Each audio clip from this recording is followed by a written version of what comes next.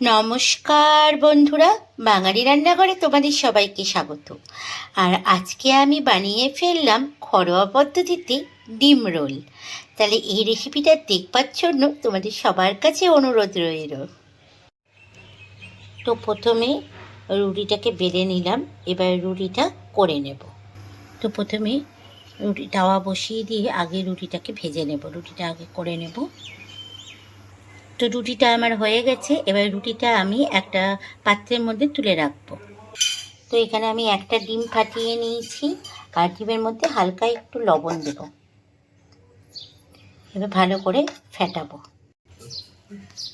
দেখো ডিমটা আবার ফেটানো হয়ে গেছে। এবার আমি ডিমটাকে ভেজে নেব। তাওয়ার মধ্যে অল্প তেল দিয়ে ডিমটাকে ভেজে নেব।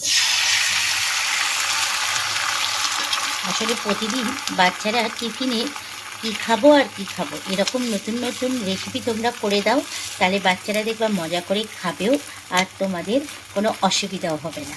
আসলে কী জানো তো, প্রতিদিন ওদের একঘেয়েমি খাবার খেয়ে খেয়ে যেন মুখে আর ভালো লাগে না। তার জন্য ওরা এই পিৎজা, বার্গার, রোল, হ্যানা ত্যানা এইসব খাবো খাবো করে।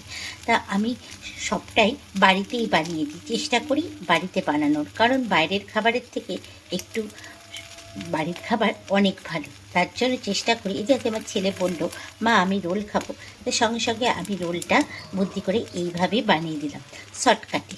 তো এইভাবে তোমরা শর্টকাটে বানিয়ে দাও, ওরাও খুশি আমরাও খুশি, তাই নয় কি? তো ডিমটা আমার ভাজা হয়ে গেছে। এবার যে রুটিটা করেছিলাম সেই রুটিটা ডিমের ওপর দিয়ে দেবো। রুটিটা দিয়ে দিলাম।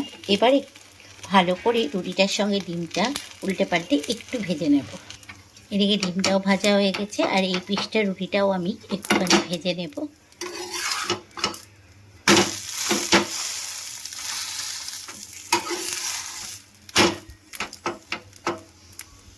তো আমার তাওয়া থেকে আমি রুটিটাকে নামিয়ে নিলাম, হয়ে গেছে। এর উপরে আমি চাট মশলা দেব। যেহেতু বাচ্চা খাবে, যেহেতু কোনো লঙ্কা আমি এখানে ইউজ করছি না, বা কোনো গোলমরিচও ইউজ করছি না, কারণ আমার ছেলে একদম ঝাল খেতে পারে না। তো একটু চাট মশলা দিয়ে দিলাম। এবার আমি এখানে সস দেব। আমি এখানে কিষান সসটা ইউজ করছি। সসের পরিমাণটা একটু বেশিই দেবো, কারণ আমার ছেলে সসটা খেতে খুব ভালোবাসে, তার জন্য। এবার একটু চামচ দিয়ে ভালো করে সব জায়গায় লাগিয়ে দেবো এইভাবে।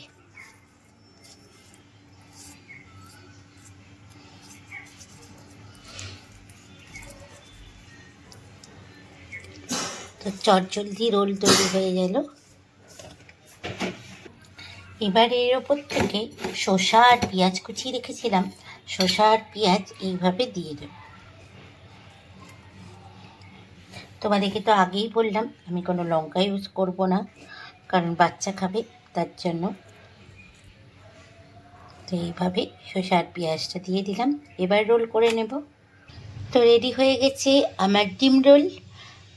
তাহলে এই রেসিপিটা তোমাদের কেমন লাগলো বন্ধুরা, অতি অবশ্যই কমেন্টস করে জানিও। আর ছোট ছোট বাচ্চাদেরকে এইরকম ঘরে তৈরি রোল, বার্গার সমস্ত কিছু বানিয়ে দাও, ওরাও খুশি তোমরাও খুশি, কি তাই তো? তো দেখা হচ্ছে আবার একটা নেক্সট ভিডিওতে তোমাদের সঙ্গে। সবাই ভালো থাকবে, সুস্থ থাকবে। আজকের মতো সবাইকে টাটা।